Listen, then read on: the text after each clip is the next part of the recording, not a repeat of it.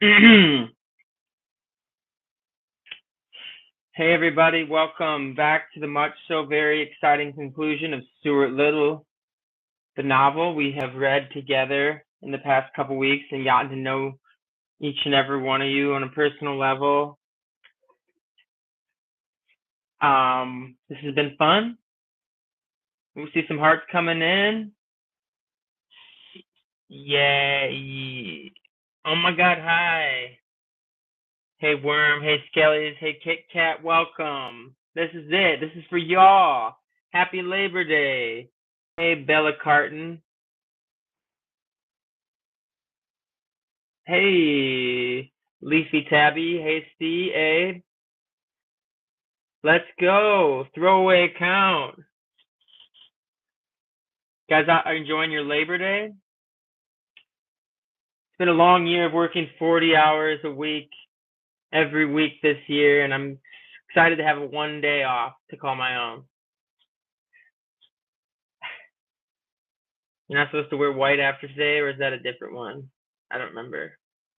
Doesn't matter to me. All right, we got 8 people.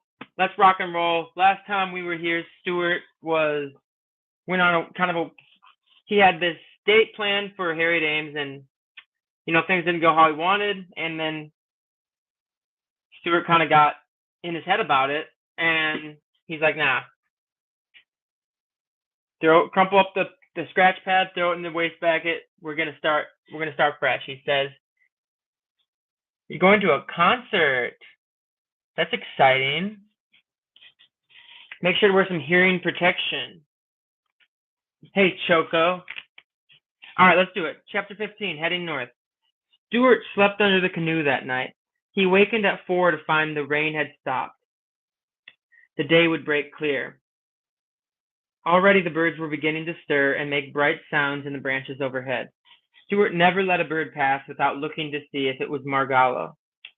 Oh yeah, I forgot about Margallo. At the edge of town, he found a filling station and stopped to take on some gas. 5, please, Stuart said to the attendant. The man looked at the tiny automobile in amazement. 5 what? He asked. 5 drops, said Stuart, but the man shook his head and said he couldn't sell such a small amount of gas. Why can't you? Demanded Stuart. You need the money and I need the gas. Why can't we work out something between us? The filling station man went inside and came back with a medicine dropper. Stuart unscrewed the cap and of tank the cap of the tank, and the man put in 5 drops of gasoline. I've never done anything like this before, he said. Better look at the oil, too, said Stuart. After everything had been checked and the money had been paid, Stuart climbed in, started the engine, and drove out onto the highway. The sky was growing brighter, and along the river the mists of morning hung in the early light. The village was still asleep. Stuart's car purred along smoothly. Stuart felt refreshed and glad to be on the move again. Let's take a look at this gas station attendant and Stuart.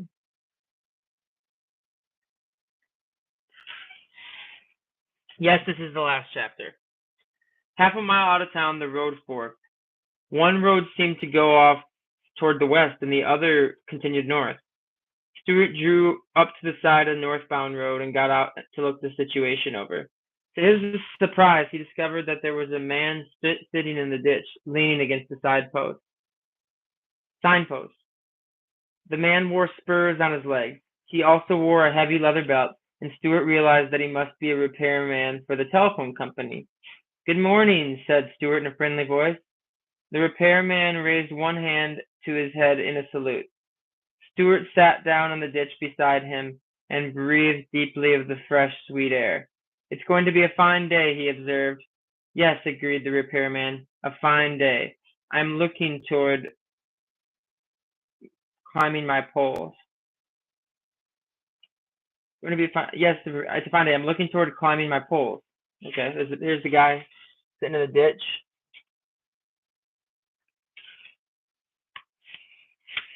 I wish you fair skies and a tight grip, said Stuart.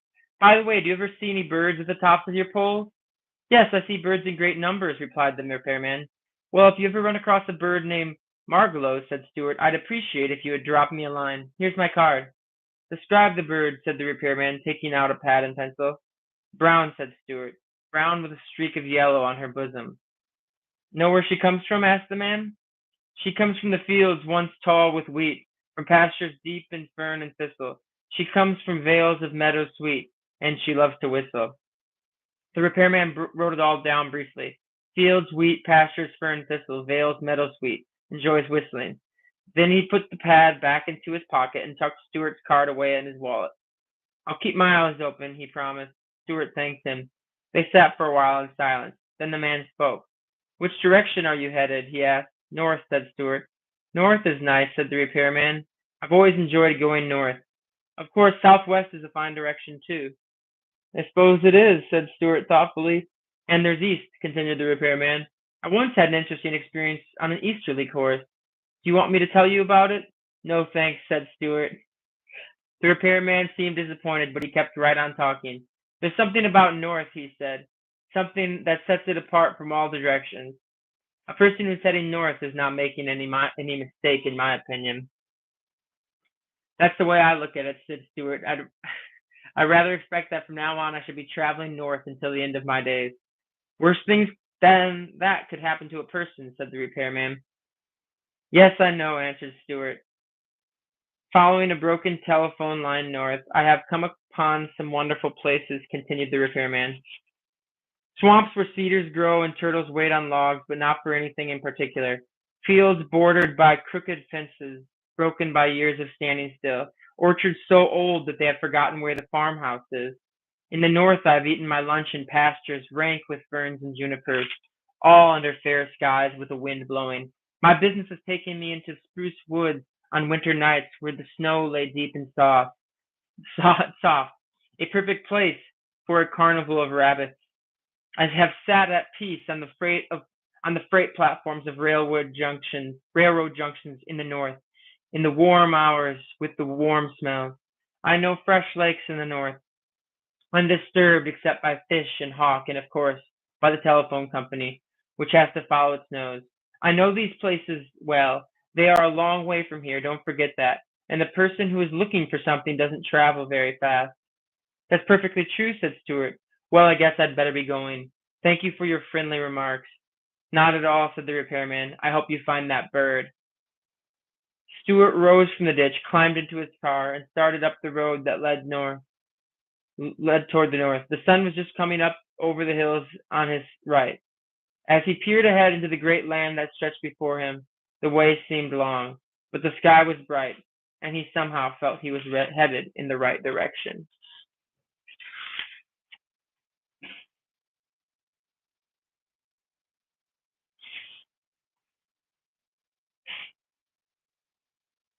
Well, y'all, that was it. Any thoughts? I like it's kind of a strange ending, right? I feel like I've already said it in the previous podcast or whatever, but different than the film. Stuart kind of just goes his own way at the end. He's not all that considered about he's not trying to like find a home and find a family. That's a good message too, but Stuart's just driving his car up north. That's what he wants to do. He wants to be like the telephone man and I don't know, have a nature experience in the woods of Maine or something. Anyway, appreciate y'all for tuning in and watching this. I'm a fridge. I like that. Well, I don't know what to say, y'all. Maybe we'll see you in person or something on one of our shows, and make sure to check out our songs through Little Vibe. And we're gonna go out on tour, and in like 3 weeks, hope we see you there. Of course. Maybe we'll do another book sometime. Maybe we'll do some crafts. We'll do something. This will be maybe a semi-regular series. I'm not going to read any more of this book, but maybe we'll do another book or something sometime. So, appreciate y'all tuning in. Love y'all. Well, this is not goodbye. This is just farewell for now. Take care, y'all. Thanks for tuning into our stream.